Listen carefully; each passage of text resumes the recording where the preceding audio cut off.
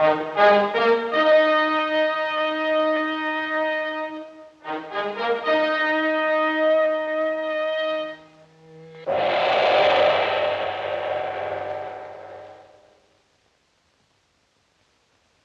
the Spot brings you Vertical Flight.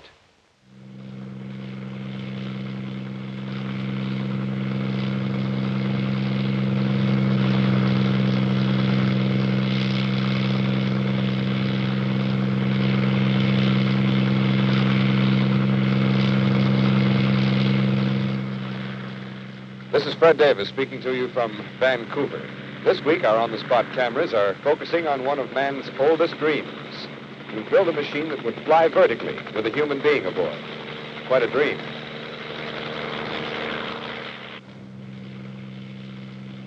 Vertical flight has long held the imagination of ancient prophets, scientists, and philosophers. One legend holds that it all began back in 3000 B.C. with a Persian monarch who ordered a chariot built that could be harnessed to train eagles. Then, of course, there's the early Greek myth of Icarus, who flew too near the sun, melting the wax on his wings.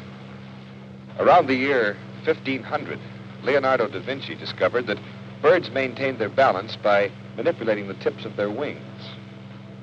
And he drew a sketch of a vertical flying machine. The legends, the dreams, and the efforts of many early inventors drew man closer to successful vertical flight.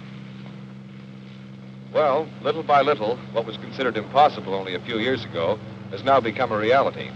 Today, we're going to see what Canadians are doing with this dream, which has now come true.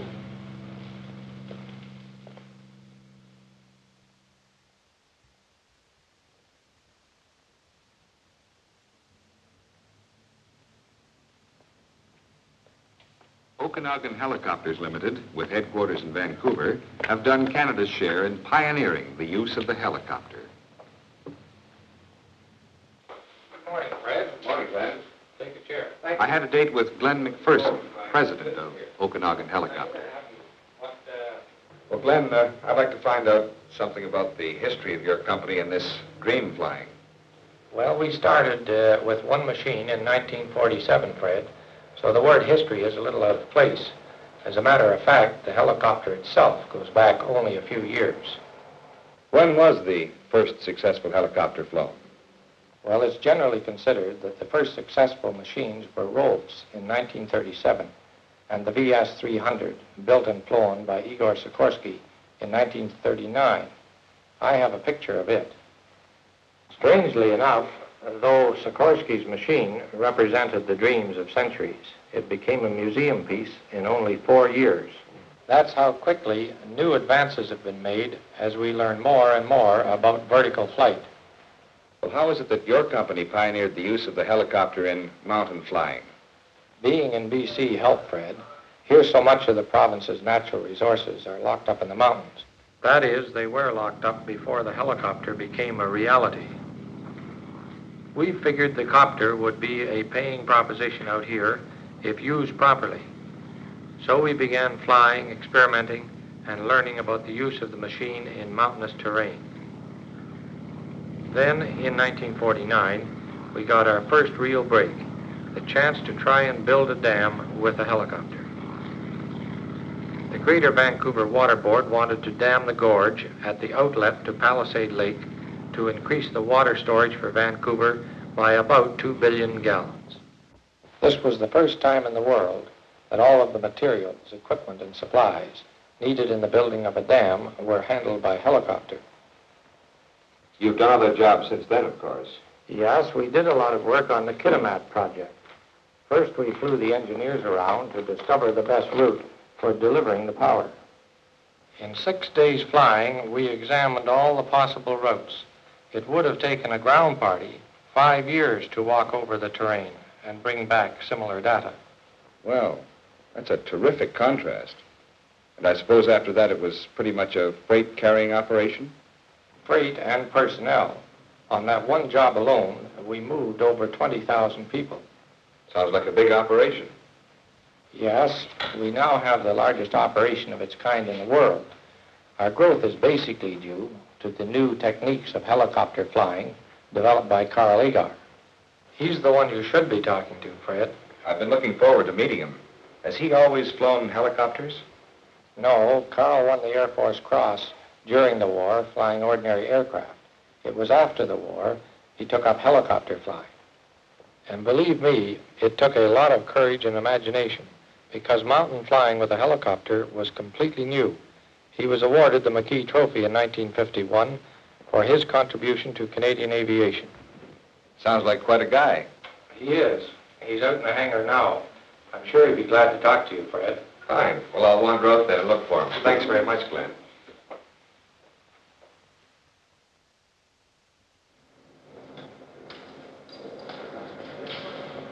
I found Carl Agar just where one would expect, around the machines he knows so well.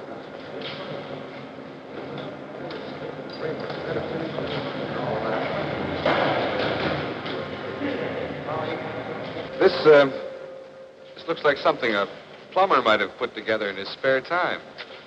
Well, I wish we could get a plumber to build one, Fred. This little three-seater costs us $38,000. $38,000? Well, I thought the helicopter was the coming thing. You know, you hear stories that we'll all be flying helicopters to work and so on. That day may come, Fred, but it's still quite a long way off. It's probably just as well. A lot of people haven't even learned how to drive a car properly. That's very true. Can you imagine the air full of Sunday helicopter pilots?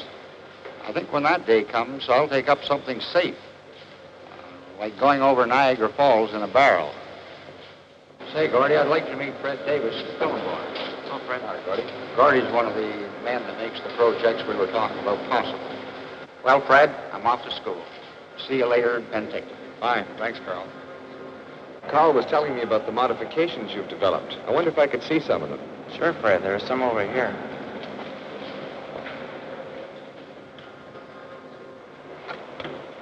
First, we extended the undercarriage. This is the extension here. Then we added what we call a bear paw. Designed it to give the helicopter added support in snow and muskeg. And over here, we have a heater of our own design. Though a lot of our flying is in the mountains and gets pretty cold there. Guess the pilots really appreciate this. This is a cargo rack we built. The bells don't have any cargo space, so we have to lash our loads to the side. We use this carrier to move a mining camp to a site 6,000 feet up a mountain. That must have saved a lot of foot slogging. It certainly did. We were able to make a trip to the site in 25 minutes instead of a 4-day hike on foot. I can see where the helicopter would be real handy for us short-winded types. Thanks very much, Gord. You're welcome, Fred. We were going to call this week's program Schoolhouse in a Windmill, and we thought that the mention of schoolhouse might frighten you away. We are going to school, but it won't be dull. We'll be flying in both the Bell and Sikorsky helicopters, and we'll make a trip along the Edmonton-Vancouver oil pipeline, looking for mountain slides and oil leaks. But before we take to the air, a brief look into a classroom.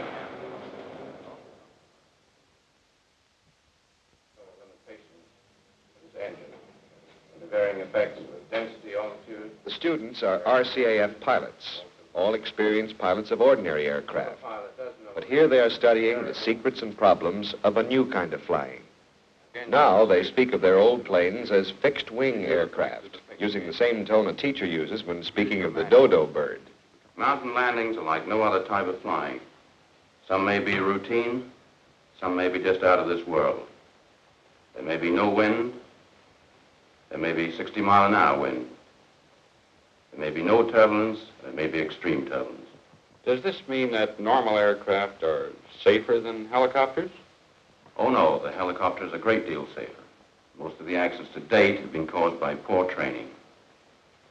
But even in these accidents, the injury to personnel has been a great deal less than with fixed-wing aircraft. This is due to the low forward speed and the low impact. The RCAF students take lectures on helicopter flight principles, weather, and maintenance. They review helicopter accidents, study topographical problems, and operating techniques. But I had to push along. One of the instructors, Art Coles, was taking me up for my first flight in a helicopter.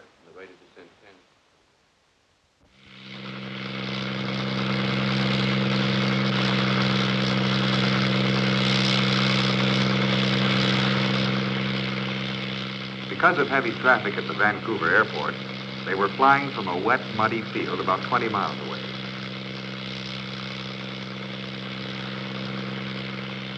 Oh, Art. Hello, Fred. You ready to go up now? Well, just before we do, do you mind explaining how this thing flies? I know it does, but I can't quite figure out how without a wing. But it does have a wing, Fred. A helicopter is called a rotary wing aircraft. This main rotor has an airfoil the same as the wing of a regular aircraft. And the helicopter flies for the same reason that a normal aircraft flies. That is, as the air flows over the top of the wing, or in this case the rotor, it creates a low-pressure area on the top surface of the blade, thus providing the lift necessary for the machine to fly. I see. But this rotor blade seems awfully small compared to the wing of an ordinary aircraft. You have to look at it this way, Fred. The whole area covered by those whirling blades is wing area. It is almost as though that whole circle were solid wing, as far as lift is concerned. Well, then this small blade at the back drives the helicopter forward. No, Fred. You move forward by tilting the main rotor so that it pulls you forward. This tail rotor is simply to counteract torque. Torque? What's that? Torque is the tendency of the fuselage to swing in the opposite direction to the main rotor. This tail rotor counteracts that. Look, here comes one of our students in for his first solo landing.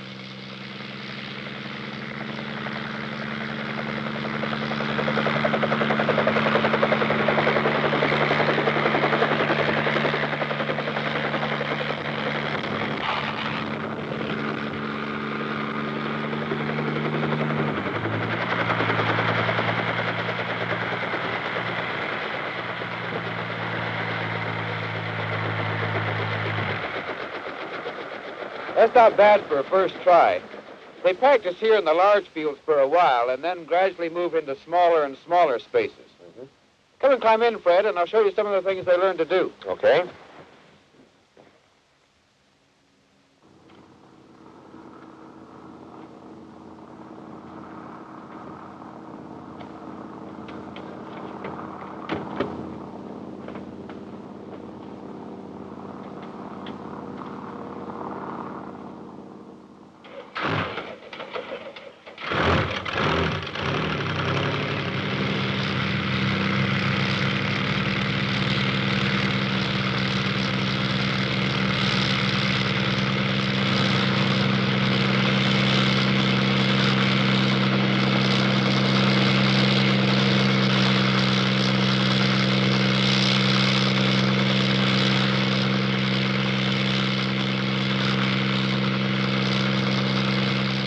Show you landing in a small area down in the trees. See the spot down here? Yeah. You think it's big enough? I think so. We'll go down and have a look at it.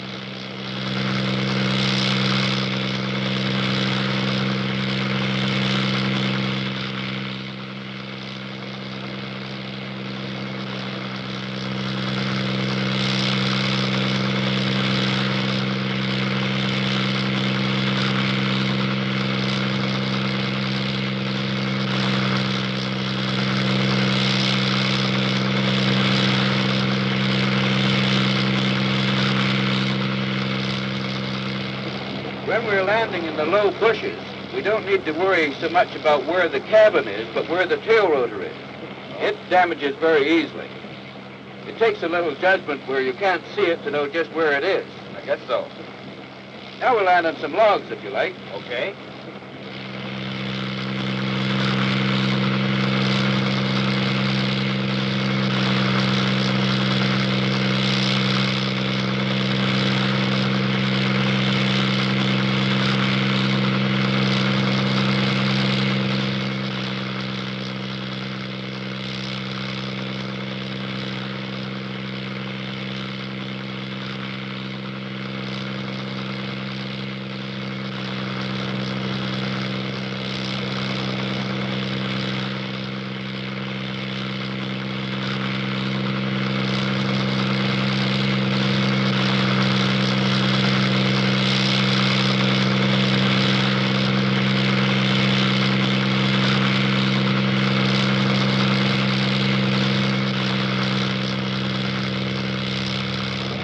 It's easy on a bunch of logs. Now let's go and try it on a single log. Sounds a little tricky.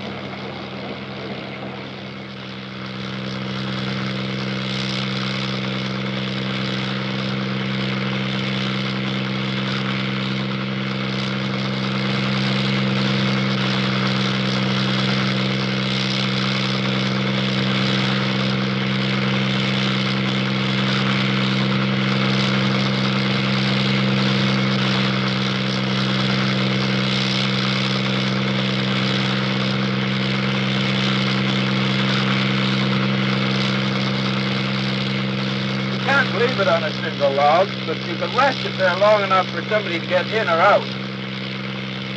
Now let's do some tree weeding.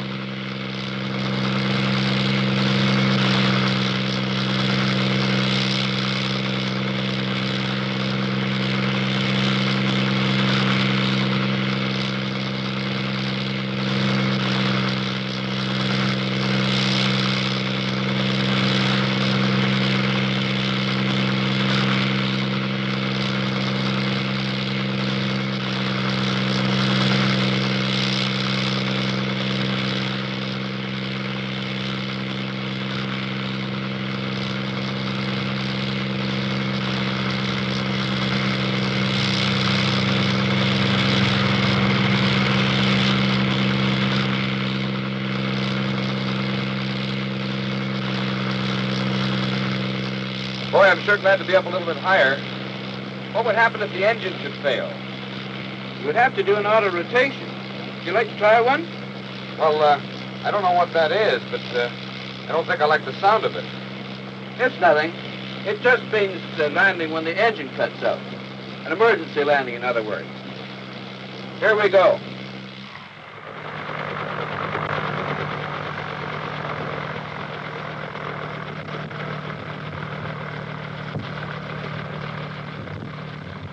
You asked what happened. I just thought I'd show you. Relax, relax. Relax, I'm scared stiff. No need to be. It's just like a normal landing. You come down a little faster, of course, but the rotor is on a clutch. It windmills, and then all you have to do is just simply level it out at the last minute and set her down.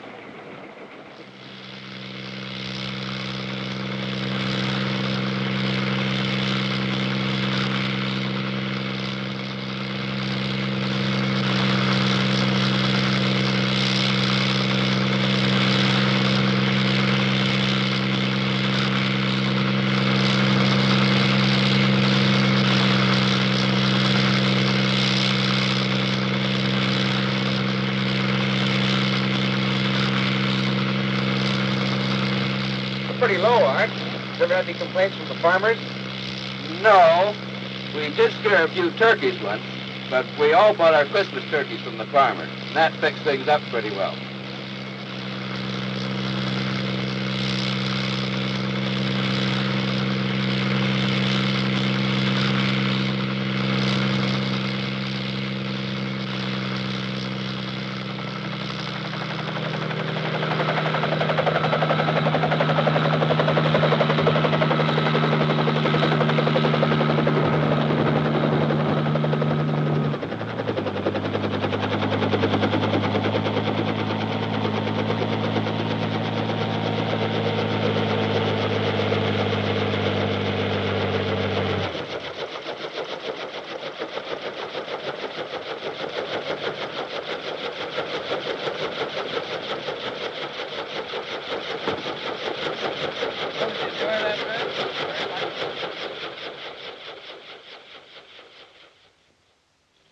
The boys are going to practice some precision flying at low altitude. Fred, would you like to go along on that?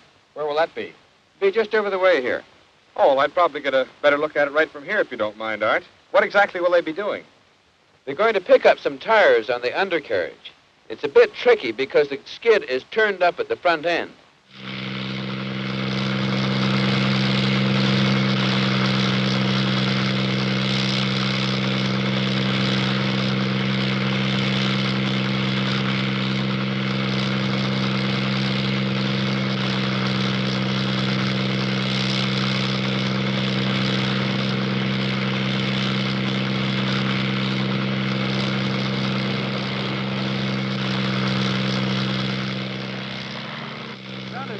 it looks. It may seem like play, but actually the purpose is dead serious. The pilot has got to learn to handle that copter as though we're part of him. Are these students ready now to move on to Sikorsky's? Not yet. They do a bit of mountain flying here with the Bells, and then they move up to Penticton, where they fly the Sikorsky's. Oh, Penticton's my next stop. Bill McLeod and the boys have promised me a mountaintop landing. I'd just soon skip that one, but I wouldn't want anybody to think I was afraid. You'll be all right, Fred. We haven't killed a commentator yet. Have you blown any others? No. Well, we What's see the how... limit?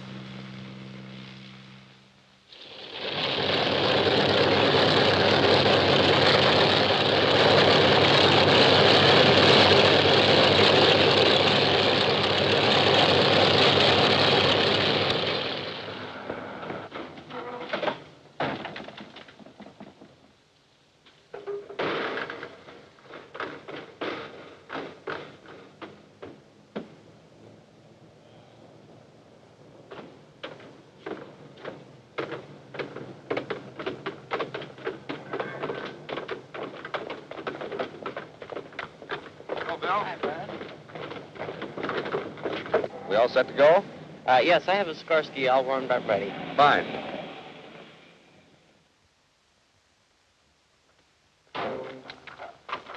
Well, it's all set to go, Bill.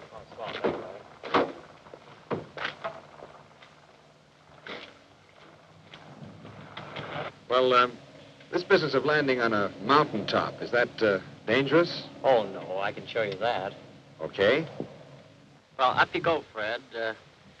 Oh, and when we're in the air, be careful you don't touch that collective pitch lever on the left, because if you push it down... Yeah, I know. We've had it. Yeah, that's right.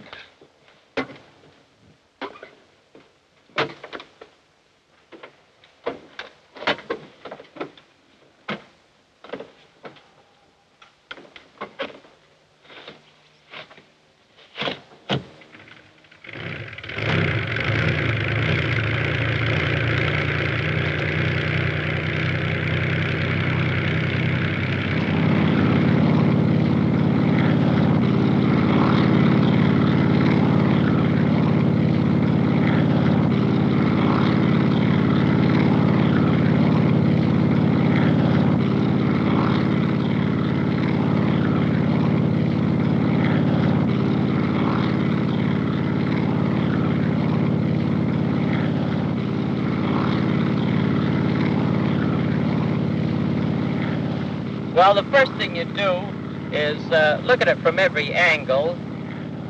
It can be pretty deceptive sometimes, but usually if it appears to slant towards you from all angles, then it's flat enough to get the four wheels on.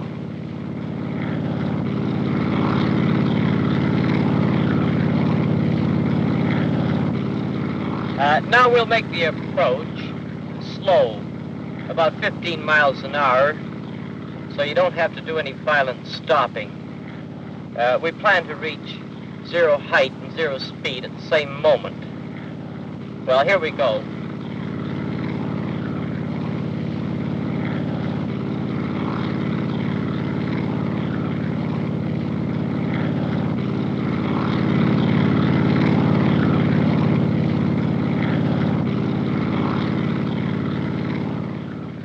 That was terrific.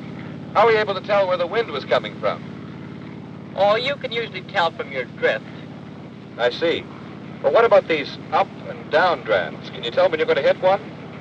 To some extent, you have to visualize the air as a stream of water. It will flow up a gradual slope, and on the sharp side, it will pour over like a waterfall. So the drafts are the important thing. And altitude is very important. The higher you go, the less power you have. The engine gets less air. Also, the rotor is less efficient in the thin air. Say, Bill, what's the cruising speed of the helicopter? About 75 miles an hour with the Bell, and about 80 miles an hour with this type. You can cruise it a bit faster, but I don't like abusing the engine. We'll head back now, Fred, unless there's something else you'd like to try. No, that's it. Thanks very much, Bill.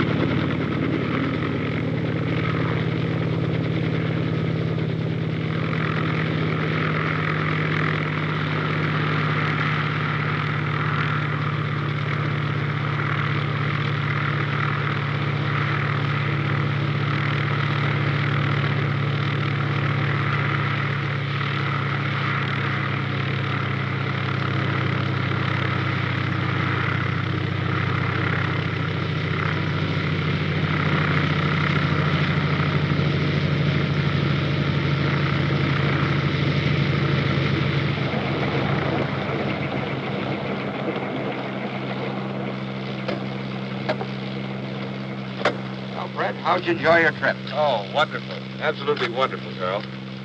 Yes, there is a lot of fun in it, Fred, but it's all for a serious purpose. The Air Force pilots are training here, not just to fly the helicopter, but to learn to use it effectively in all kinds of jobs.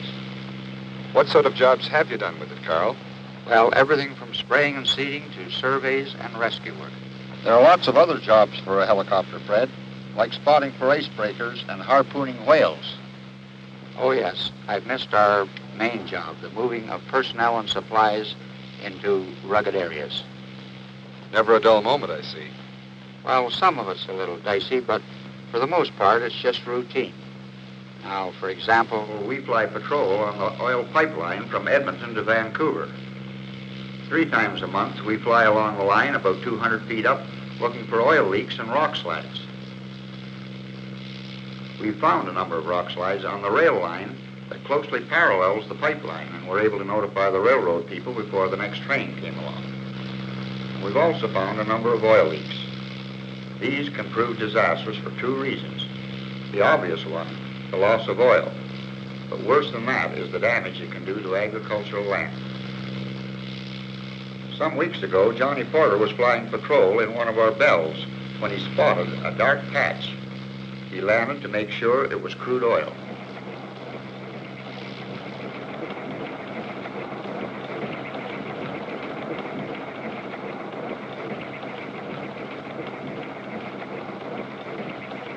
It was. The smell is unmistakable.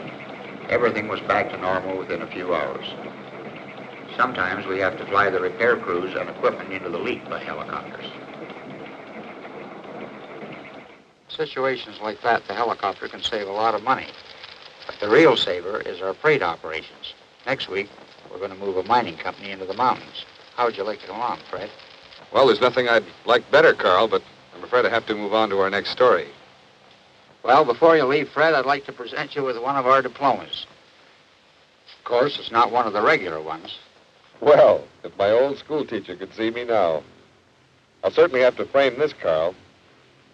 Well, goodbye, Carl. Thanks very much for all your trouble. It's been a pleasure. Goodbye, Fred. Bye. I hope you've enjoyed seeing how Carl Agar, Canada's Mr. Helicopter, and his associates are realizing this dream of vertical flight here in British Columbia. Now, this is Fred Davis saying goodbye to you from Penticton, inviting you to join us again next week at this same time for another on-the-spot Canadian story.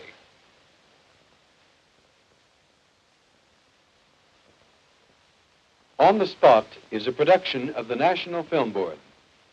The film was written and directed by Grant McLean. The narrator was Fred Davis. Photography was by Hector J. Lemieux. The sound by John Locke. The film editor was Gwen Barnhill.